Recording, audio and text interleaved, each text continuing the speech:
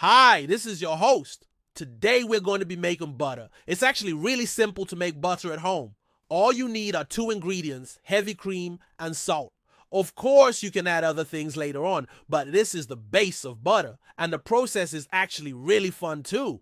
So all you're gonna do is take your heavy cream, freeze it, and then put it in the fridge upside down and let it slowly melt into another container. What's going to happen is all the water that's in the heavy cream is going to separate, and then you're just going to have butter left over in this container. Now, if you want sweet cream butter, you're just going to add a little bit of sugar, maybe a fourth teaspoon to a teaspoon, depending on how much butter you made. If you made a lot of butter, you're going to want to add a little bit more salt because there's going to be more butter fat. And so you're going to want to add maybe like a teaspoon or two of salt. I like to use pink Himalayan sea salt, but you can use whatever kind of salt you want.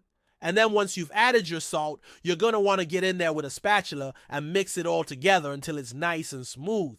Now, if you want, you can add some vanilla extract. A little bit goes a long way. Maybe like a fourth a teaspoon or a half a teaspoon of vanilla extract. I like to use the real vanilla extract, not the imitation stuff.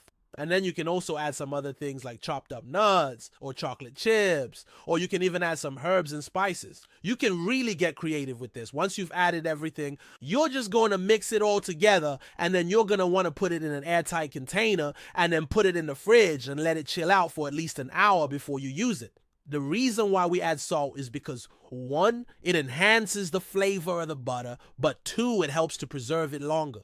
The reason why we're adding sugar to the sweet cream butter is because obviously it's going to add a little bit of sweetness to it, but it also helps to keep the water and the butter from separating as easily. Now, if you live in a hot climate, you're going to want to keep your butter in the fridge or even the freezer.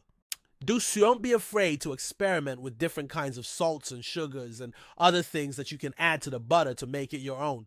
I hope you enjoyed this recipe for homemade butter. If you did, please leave a thumbs up, and also I'd love to hear from you in the comments. What are some of your favorite recipes to make with butter? Until next time, happy butter making.